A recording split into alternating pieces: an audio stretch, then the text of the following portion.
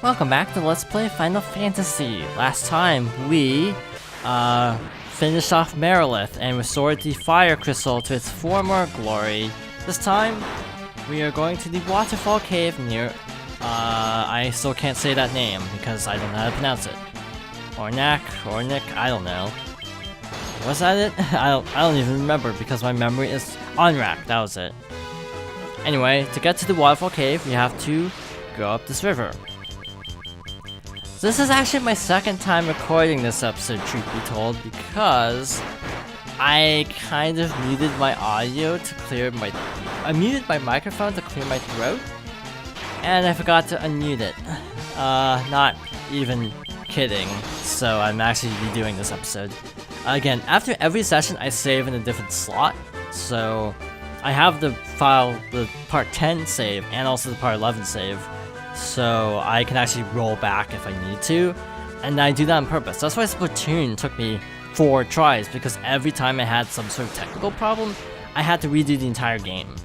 So that's why I gave up initially, and that's why, yeah, my motivation was really lacking for a really long time. I'm glad I finally was able to do Splatoon though, because I do enjoy the game a lot. But it's just, man, it's not a good game for Let's Playing because of anything wrong. If anything goes wrong with recording, you're effectively screwed. Again, like I said last time, darkness is not a threat in this particular Final Fantasy. In fact, it's the opposite of a threat, it does nothing.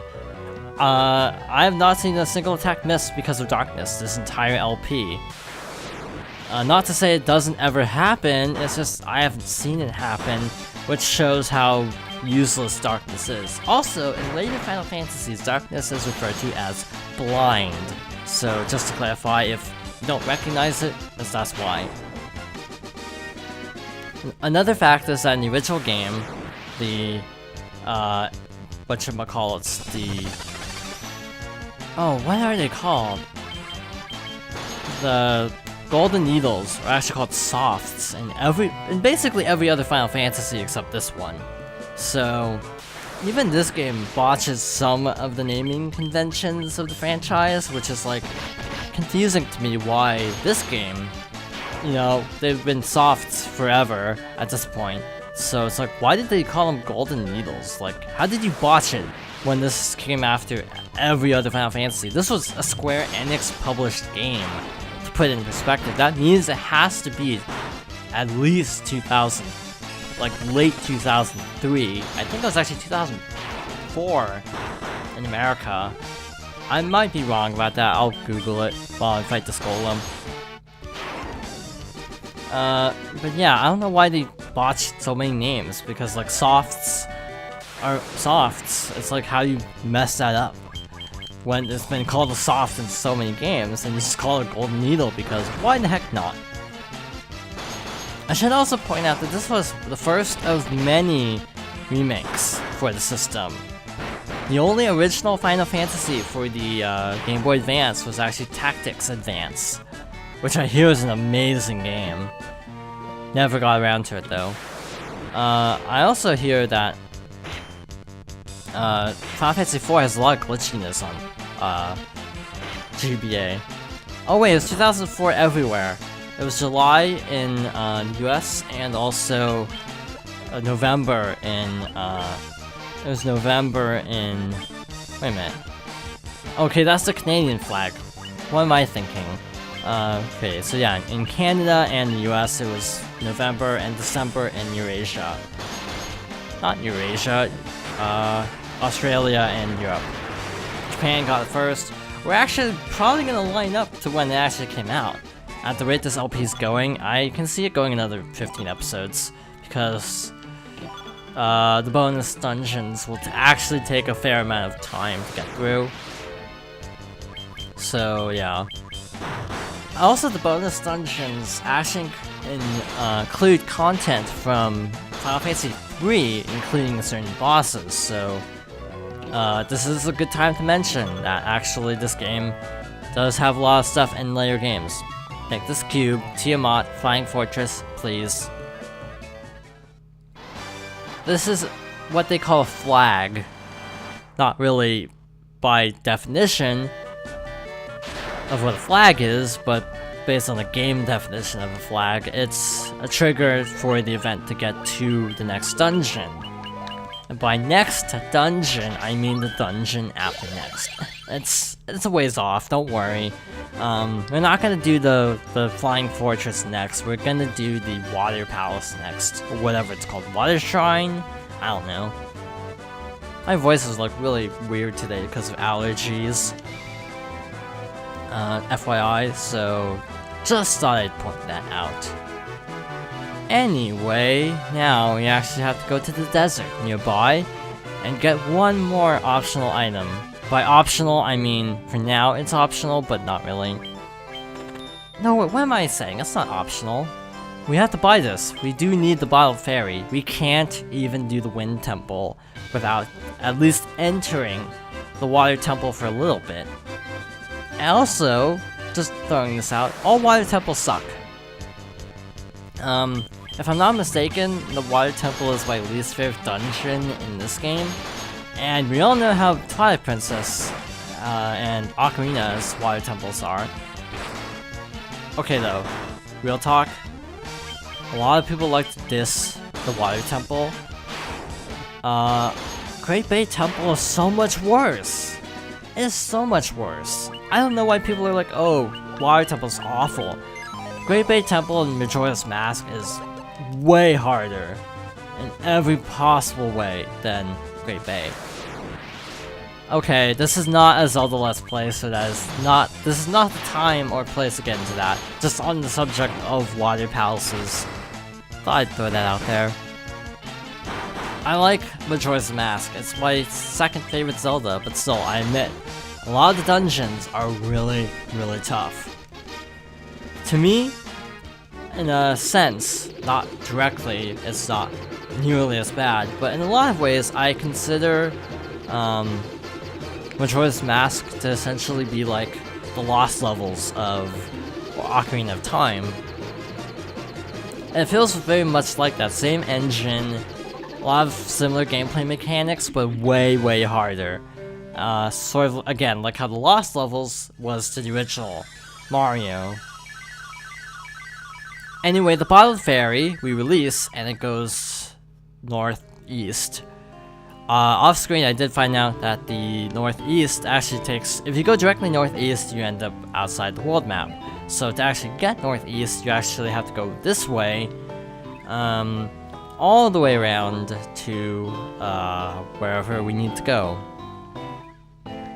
Winding forest, ha ha ha ha, and we get to the Bottled Fairy. You're the ones who rescued me from that bottle. I'm sorry about running away, but I was so scared. I'll get you some oxtail from the bottom of the spring to make up for it, okay?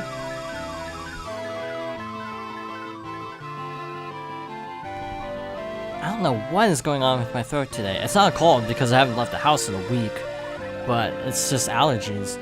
Anyway, you obtain oxtail. Oxtail? Oxtail? I don't know. Oxtail? Air will flow out of that water for as long as you have it. Okay, so we have that. Problem, we actually have to do even more back and forth. It might actually go faster to screen wrap back to the western continent, but I'm going left, so hope this doesn't take too long. Waterfall, we're in the right spot. Unfortunately, that means we actually have to make the walk to Onrak all over again.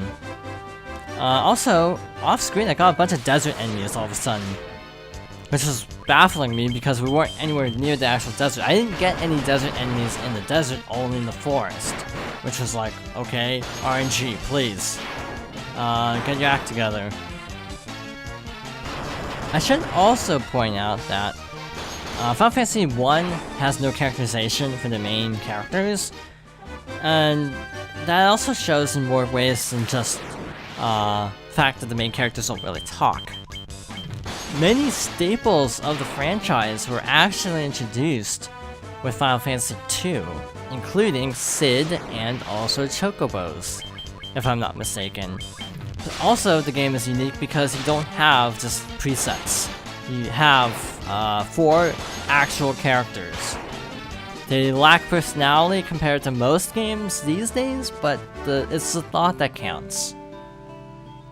Anyway, because I did take some damage, I think I will rest up at the end, because with the Oxyale, we actually have met every prerequisite to getting to the next temple. So there's one more thing we need to do before we can actually go to the Flying Fortress for the Wind Crystal. But for the Water Crystal, we have done everything we need to do. And also the item we need to get into the Wind Temple is actually in the Water Temple. So I have actually heard the point. It is possible to go into it, start it, do a little bit of it, and then leave and do the last dungeon out of order. Why? I don't know. Personal preference? It just feels like a bad time to me because level differences. Anyway, we gotta go rescue mermaids, so cool. And we go into a barrel, which sounds like a really bad idea. Anyway, this whole game does have some weird graphical stuff, like that pillar. Just because graphical limitations, you can't do like cool underwater effects on a GBA. And like even Kirby removed a lot of parallax scrolling from the original Kirby Nightmare Dreamland, which I actually have a Let's Play of. Shameless plug. Kirby Nightmare Dreamland is fun though. The GBA got a lot of NES remakes actually, which makes me wonder why that actually is. Compatibility wise, the GBA I think is still actually so more powerful than an NES. And then slightly less powerful than a Genesis. I know this because all Genesis ports to GBA were awful. Like, really awful, so that's how I know. Cough, Sonic Genesis, cough.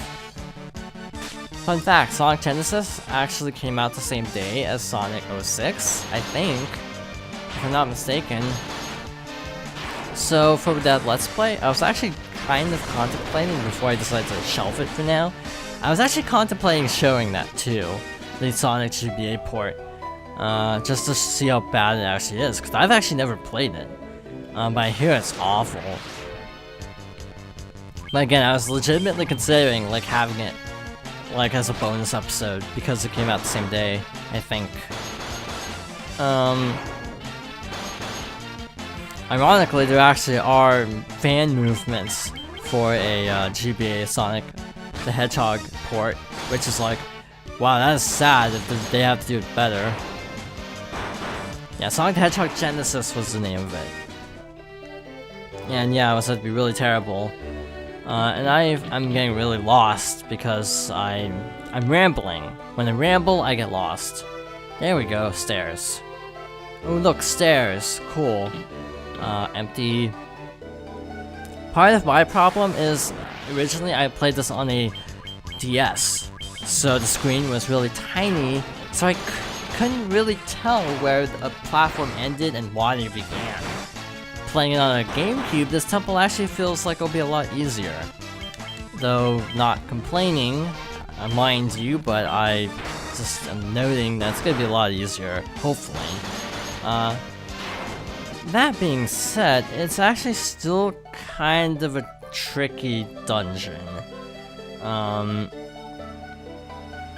Yeah, it still seems a bit tricky. But I think our first stop should be trying to find the special prerequisite for the final temple. That should be our first objective. Problem, I don't know where it actually is. I think it's up and then the boss is down, or maybe the other way around. Yeah, the whole starting on floor 3 thing is intentional for that, if I'm not mistaken, because, oh hey, you have to go up 2 floors and down 2 floors, so yeah. Yeah, it is on floor 5. I just googled it. It is indeed on floor 5. So, we can also get some really good equipment down here. Also, since we have the exit spell, we don't actually have much to really worry about, because we can actually heal at basically any time. So, we're in pretty good shape, actually. We can leave at any time, go heal at the end. So, we can actually take all the time in the world to actually explore this. But I think some of it may be off screen just because it could take forever. Yeah, on the other side, because the floor 3 is kind of parallel on either side, mirrored on either side. So on the other side, exactly at the same spot where the upward staircase is, there's an exact downward staircase. Actually no, it's not mirrored, it's just kind of corresponding, better word to use. But yeah, again, back on topic, or what topic I was on. Again, I was seriously considering playing that really terrible Genesis Sonic port, just to see how terrible it really is. Oh wait, I need to go down. Yeah, let's just loot this place and call it. Actually, we won't have time to go through everything. I'll probably show that off screen, or on screen next episode. That's what I'm trying to say. But yeah, Sonic is one of those franchises that, I don't know, just doesn't work on a handheld. A lot of times, but other times works brilliantly. Like you have Sonic Rush, which is a really good game. You have Sonic Advance, that's a really good game. You have Sonic Boom, which is serviceable on handheld and irredeemable on console. Heck, people are even looking forward to Fire and Ice just because the DS Sonic Boom was actually good. So, yeah, Sonic just does better on handheld a lot of times. One exception being the Genesis port. Anyway, take all of these guys out and try to get one more treasure before ending off. I think it should be, so we're on floor 4, so it should be down. Again, these enemies aren't really that tough, and again, we can actually heal pretty easily, so I'm not really concerned about saving constantly here, because it was only in that one dungeon, the Citadel, where some of the enemies were really tough. Let's go up here. This is actually floor 5, and this is actually where the key item is. So I think we should end off here, or can we quickly pick it up? Where is it relative to everything else? Where are we actually? Okay, we're there, so, oh shoot, not meaning to go there. So actually, I'm pretty sure we can actually go pick it up really quickly, and then end off. This is a kind of a maze because there are sections where the floor is gone, so you have to kind of maneuver around, so I do want to show this on screen. Oh snap, how do you get over there? I'm actually looking at this map and it makes no sense to me. It's like blowing my mind right now because there's just a dead end and I don't see a way around the dead end unless I'm just being stupid, which could be. Well, unless there's screen wrapping. If there's... No wait, I can't even get over there with screen wrapping. I may actually experiment off screen and then show you how to get this, but we'll resume from this exact spot. So, thank you for watching, and I hope you join me next time for hopefully less allergic episode of Final Fantasy 1.